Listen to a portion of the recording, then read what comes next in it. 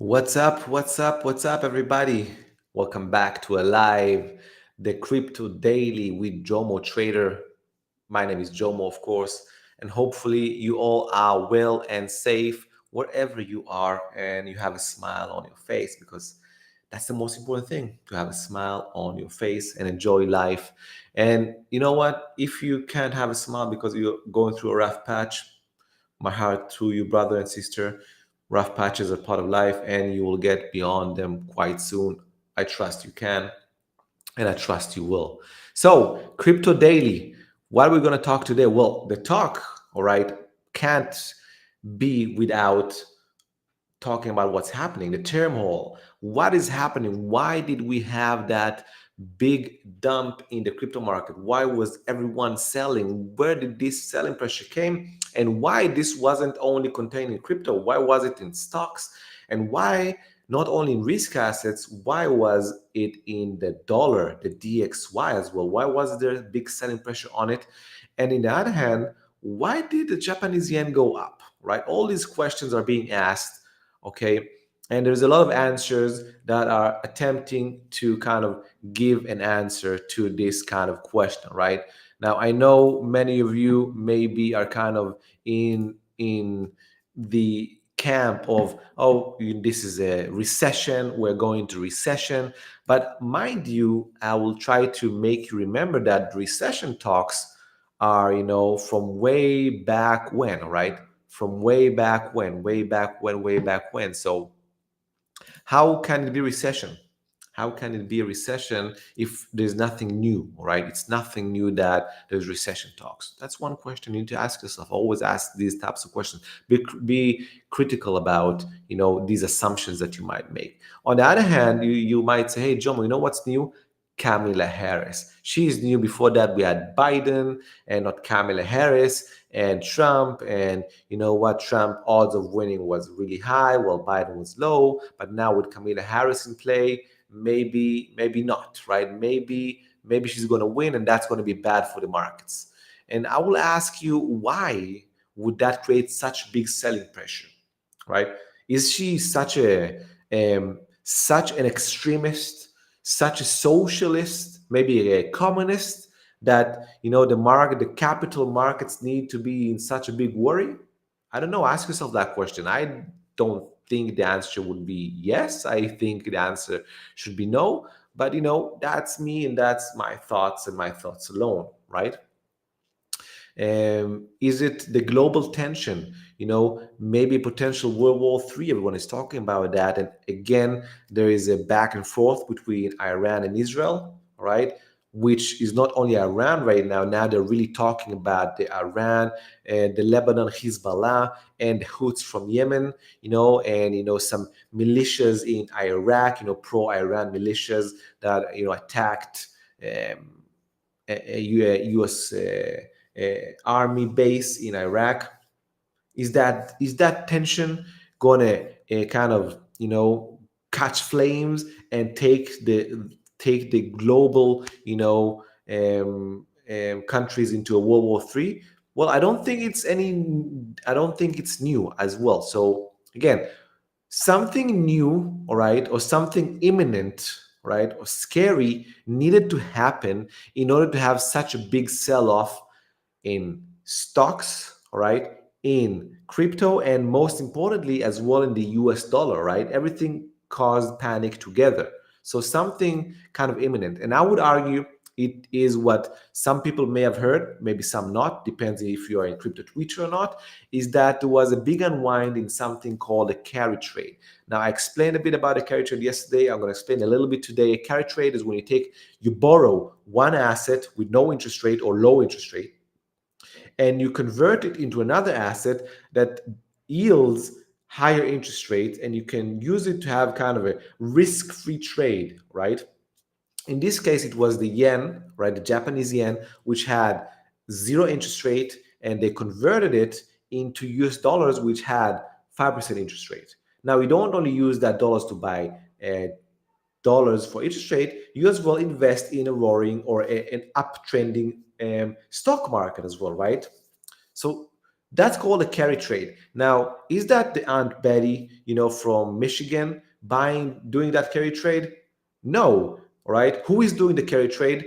Imagine, big Japanese institutions, big, institutions worldwide, right? Banks, maybe, hedge funds, huge hedge funds, family offices, whales, basically whales. And we know that whales have a lot of money, right? Whales have a lot of money. So if whales have a lot of money, then probably these trades has not billions, but tens of billions, maybe hundreds of billions, and maybe even $1 trillion, maybe more. We don't know because you can't know the effect, the magnitude. You can't know the magnitude of it. It's not like it's listed, oh, this one has the carry trade, that institution has the carry trade. No, you don't know who has it on, right? So potentially trillions of dollars worth of carry trade are on right now. And what happens is that once this trade is in jeopardy of becoming negative, right, what will happen?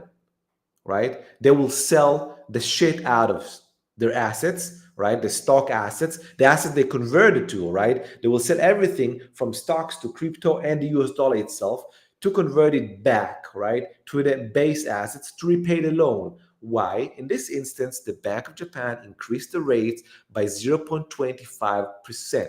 Right? Now imagine that these institutions, they don't use their cash flow, right? And then you would say, all right, 0.25% is not much. Why would they, be panicking?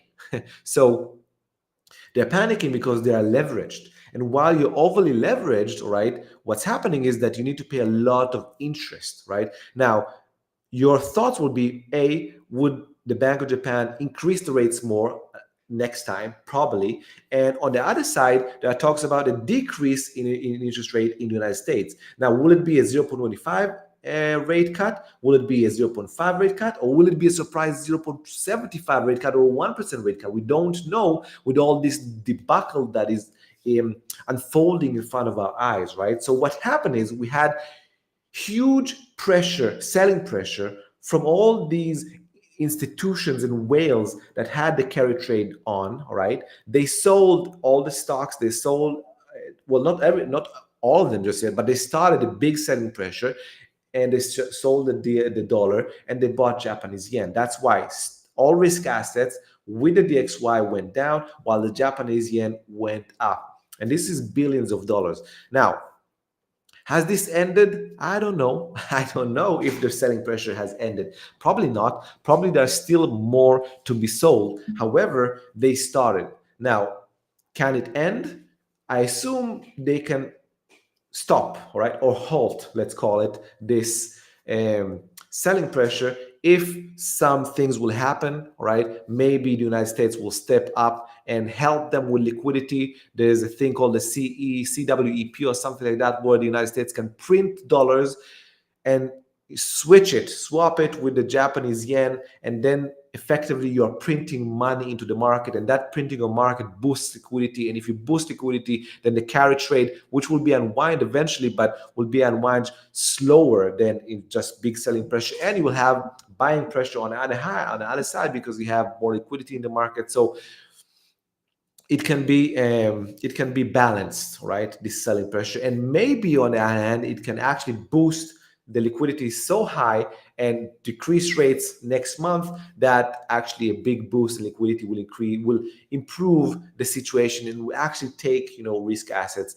back up. But we don't know if the government will do it or not. The assumption is that the Democrats want a roaring market and a good financial economy for them to be reelected, because if they come into the election with a bad economy, they'll most surely won't be elected, right? So that's my assumptions. Anyway, if you have any questions about all of this, you should ask me in the chat. If you don't have any questions, that's perfectly fine. I will just continue doing my things, but first I will just drink a little bit of my mate. Do you know what a mate is? It's a indigenous Argentinian drink. Some might argue it's an indigenous South American drink because either it's Argentinian, either Brazilian, either Paraguayan, or either Uruguayan. We don't know. Um, Probably Argentinian, but it doesn't matter. Really doesn't matter, but it's good. It's good. Anyways, let me share a little bit of the charts and just talk charts a little bit. And if you have any questions, I will answer it. If not, I will move on with my day and you'll move on with your day as well. So these are the charts. I want maybe, why? Every day it changes. Every day it changes. This is not how I want this to look. Maybe this. This is not how I want it to look either. Maybe this. No, this. Yes, let's go. This is the best one. This is the best one. Right. So right now we're looking at both ETH and BTC, but let me just focus on BTC for a minute. All right, this is BTC. And as you can see, we had huge selling pressure this day, huge. This is ominous, and this by all means might have not ended. Now, on the other hand, you can argue that we had a good bounce from these levels. This is exactly just below the 50K, so around 50K number. This can be a positive bounce, right? Positive bounce if in the next few days, there will be a big change in this carry trade and it won't go further. Then this was the low, and this is a good bounce, and we will need to see what's happening over here, and if we can get into a trade and maybe to new highs and maybe continue this bull market finally, maybe, right? However, this might not be the case, right? This might not be the case. We might have just this be a dead cat bounce and a continuation downwards. I will argue that this 60K level again is going to be really important, right? This 60K level, maybe up to the $63,000, maybe if we bounce above it. If we go above the 60K level, it's already better, already higher the probabilities that we are going to continue up in a sense, but it doesn't guarantee it, just hides the probability. And if we go above the 63, that's even better. And above the 70, of course, finally we're going to get a higher high, which we have not seen for a while. As you can see, we only had lower highs. Here was kind of a fake out attempt, which did not work, of course. But maybe if we go there, that will be good, right? That would be good. So above the $63,000 is where I would argue that the probabilities are better for a continuation, okay? And as I said, right now, the probabilities are that we will actually try to retest the 60 and then continue downwards. Why? Because of what I explained at the beginning. The carry trade, all right, is what I believe is what caused these 3-4 days selling pressure, all right, and not the rest of the narratives. And if you have not seen what I said in the beginning, by the end, you can scroll back and see what I explained because I explained it quite good. And the other narratives, nothing new. This carry trade which is unwinded is in big selling pressure, is what I believe caused this, right? So because this is a gray swan, right, that caused this, it can be fixed, right? It can be fixed because gray swans have a fix, right? It's not like a black swan that doesn't have a fix. It's just something new. It's a surprise, but it can be fixed. And I explained, okay, how it can be fixed if the United States government decide to help the Japanese and kind of balance this carry trade. Then we have good chances of that Bitcoin will go up, right? We have good chances because they will boost liquidity, right? So this is about Bitcoin. Let's take a look on ETH just a little bit. Well, ETH, nothing different, right? ETH is looking even worse than Bitcoin. I would say there's nothing to say about ETH. Bitcoin will lead the way either way, okay? It's a Bitcoin game right now, and if Bitcoin will take charge and take us out of everything that is happening right now, then I argue that we will continue faster.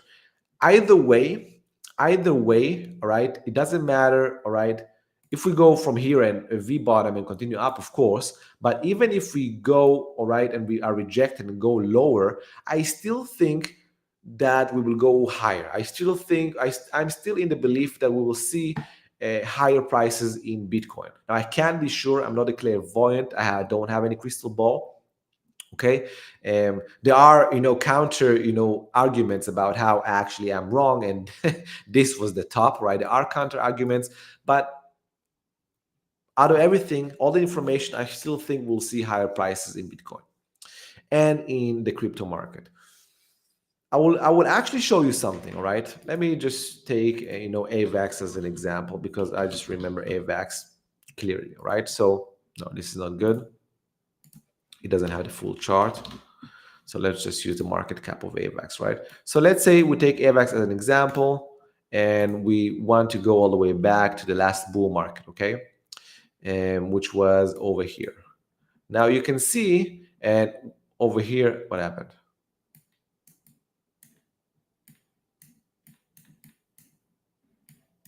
Okay, that's odd. The chart went below this. Anyway, this is it, right? And if I take over here and I will show Bitcoin, this should be, oh, all right.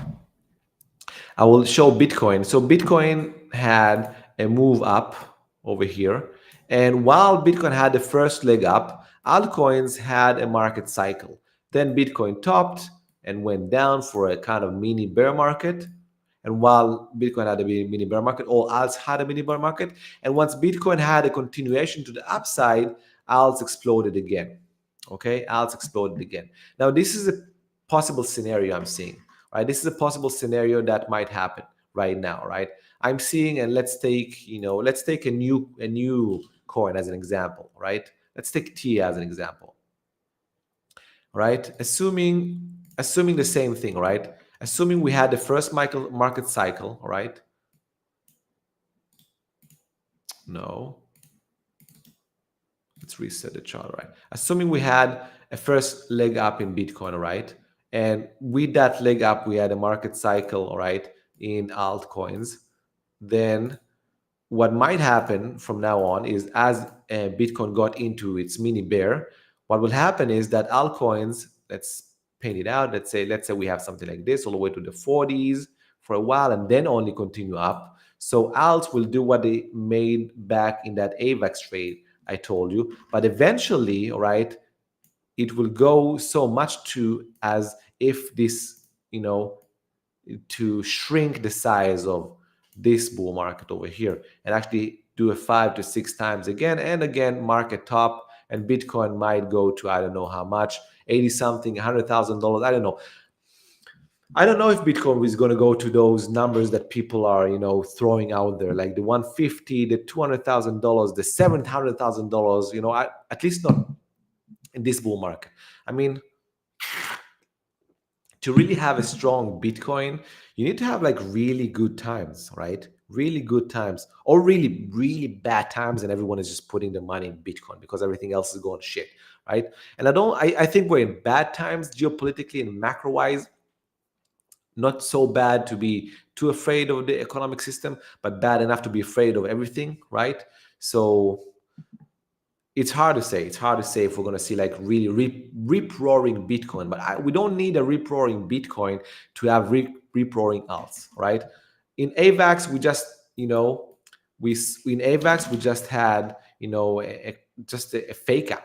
If we had 64,000 dollars, then we went all the way back to 30, and then we went back only to retest the set to go to 69, and then start a real bear market, right? So even here, you got to 74, you can go back down to 40s and go back to 80 something. Let's say 84. That's the Simpson call. The Simpson, like 10 years ago, made a video about how the top of Bitcoin is going to be 84,000. So I know it's just stupid to say, but it's funny. So let's say it's 84 just for the sake of it.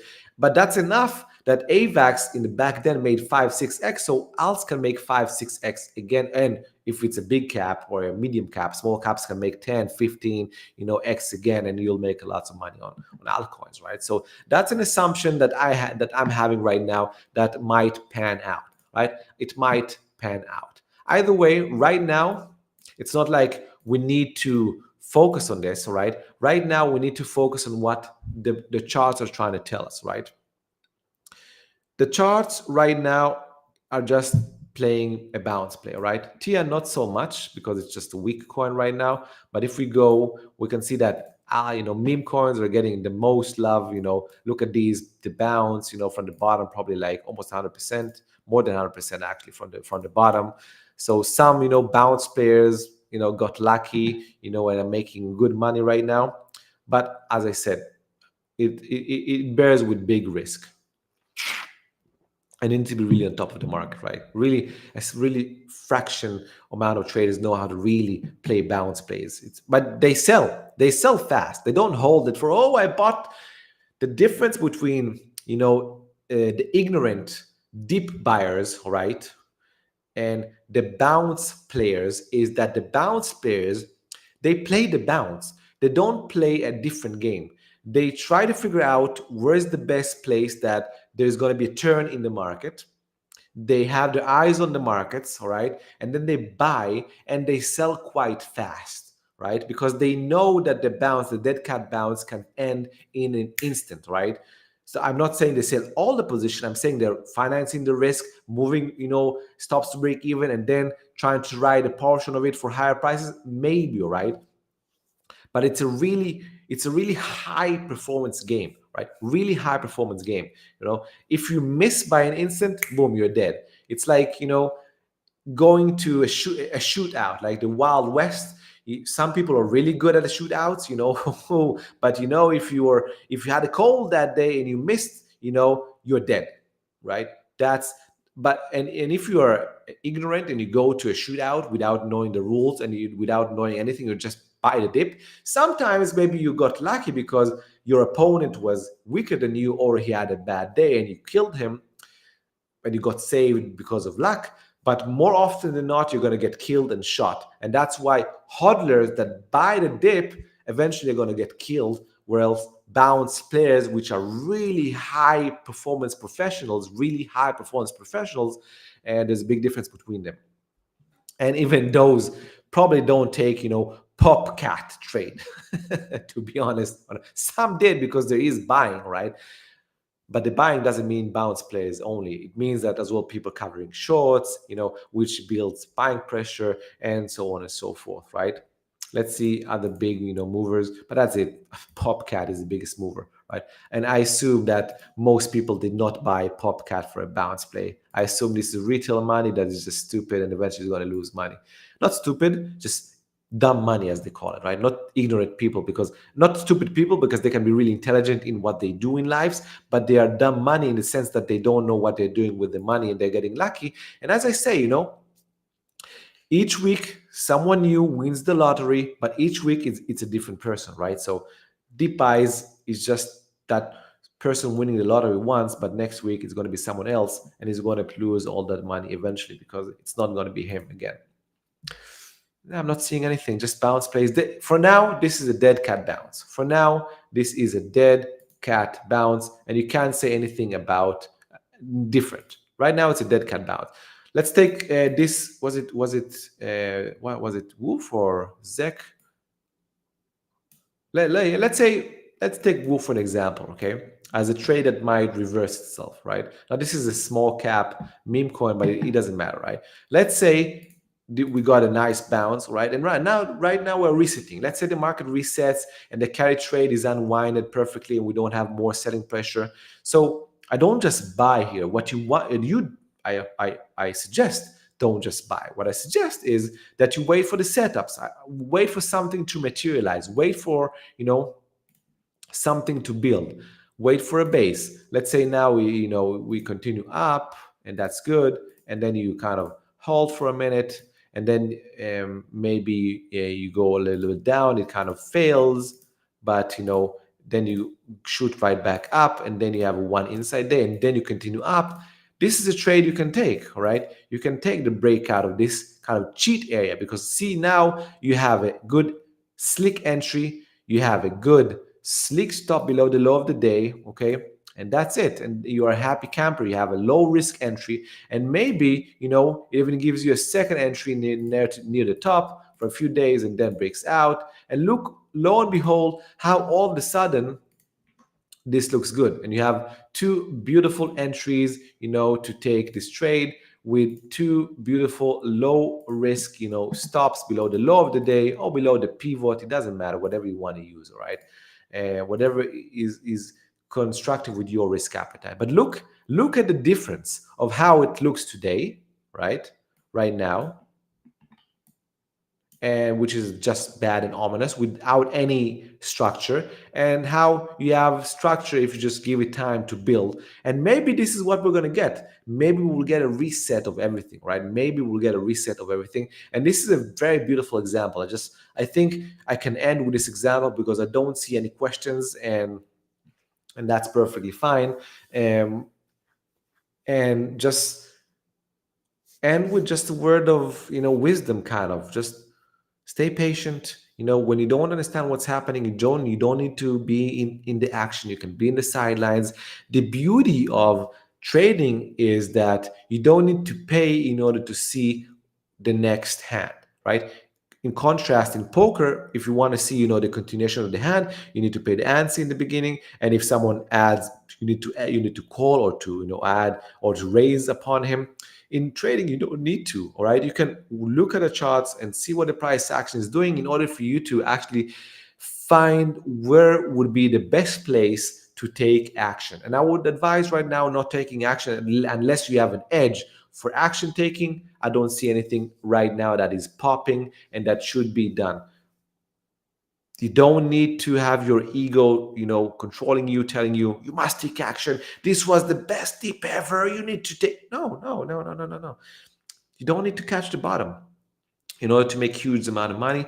You don't need to sell the top in order to make huge amount of money. You need to have a good sound strategy, good sound tactics, and you'll make huge amount of money. All right, take me as an example. I'm not the most intelligent person whatsoever, probably average or just a little bit above average, I don't know. Didn't come from a very rich family, just I would say the average kind of Western family. So I don't have any huge education, just normal, Western education, nothing fancy, and I'm successful. At least what I see successfulness.